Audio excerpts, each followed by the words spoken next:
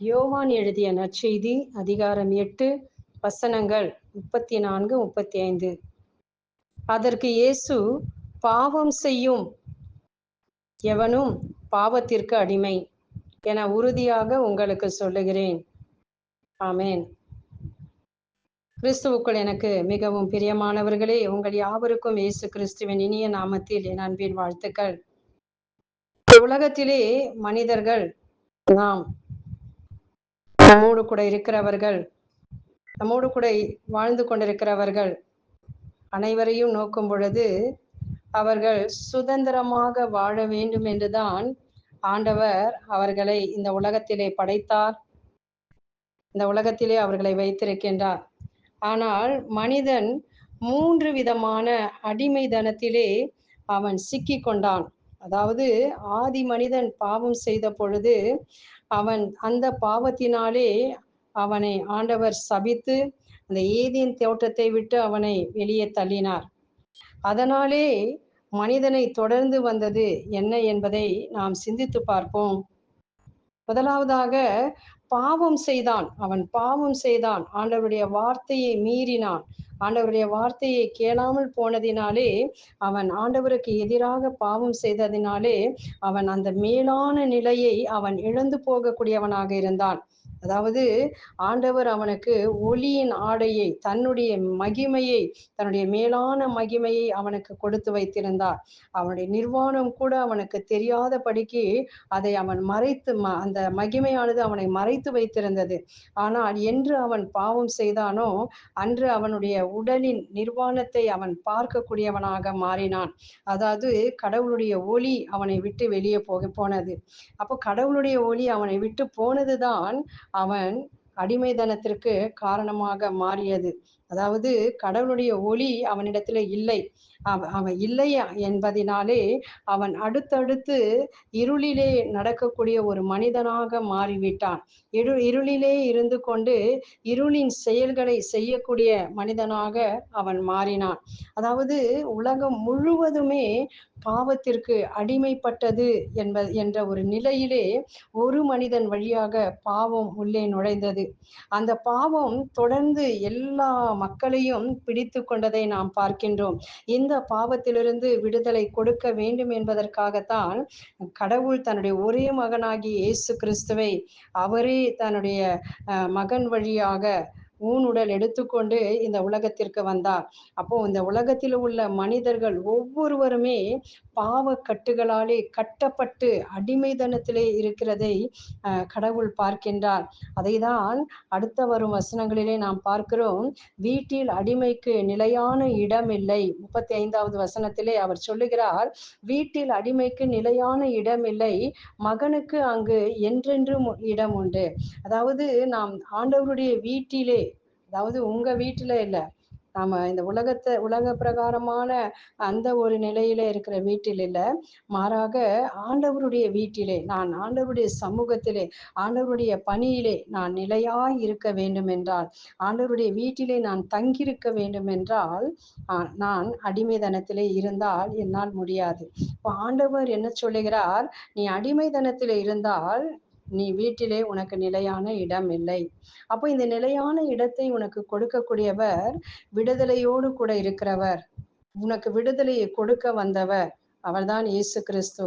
அவர்தான் உனக்கு இந்த பாவ கட்டுகளிலிருந்து விடுதலை கொடுக்கக்கூடியவராக இருக்கின்றார். எனவே பிரியமானவர்களே, நாம் சிந்தித்து பார்ப்போம்.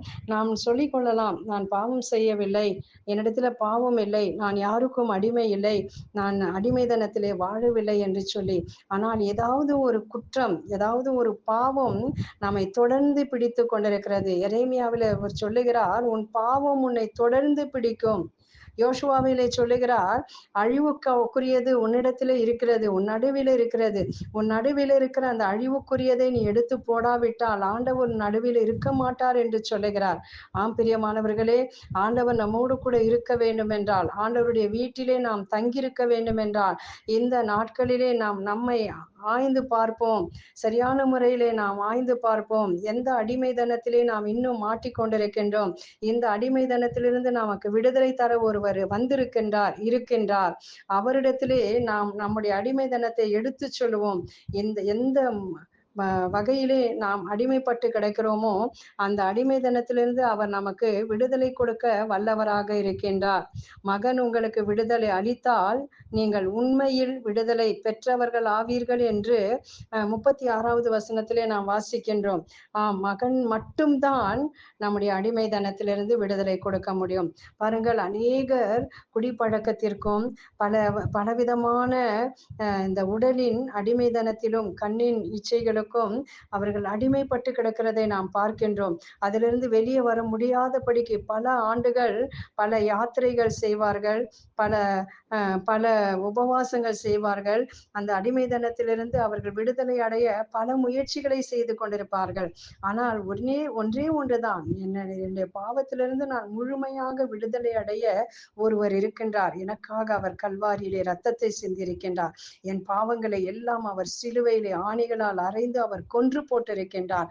அடுத்ததாக இந்த உலகத்திலே ஒரு மனிதன் வழியாக பாவம் மட்டும் வரவில்லை, அந்த மனிதன் வழியாக சாபமும் இந்த உலகத்திலே வந்தது. இந்த சாபம் எப்படிப்பட்டதாக இருந்தது? முழு மனு குலத்தையும் அது அடிமைப்படுத்தக்கூடியதாக இருந்தது. அந்த சாபத்தை தொலைப்பதற்காக இன்றைக்கு மனிதன் அந்த சாபங்களை தொலைப்பதற்காக பல யாத்திரைகள் செய்கின்றான், பல கர்மங்களை செய்து கொண்டு அலைகின்றான். ஆனால் தேவையானது ஒன்றுதான். சிலுவையை நோக்கி நாம் பார்ப்போம். கல்வாரியிலே நமக்காக சிந்தின அந்த இரத்தத்தை நோக்கி பார்ப்போம்.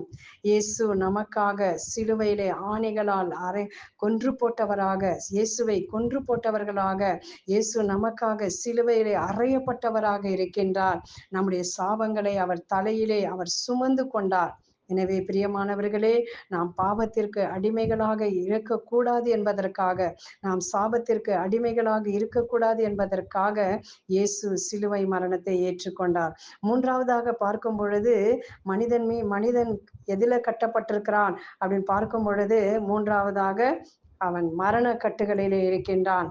அவன் சாவின் கயிறுகளாலே கட்டப்பட்ட ஒரு நிலையில இருக்கின்றான். இந்த 3 அடிமைதனங்கள் மனிதனை அடிமைப்படுத்தி வைத்திருக்கிறது.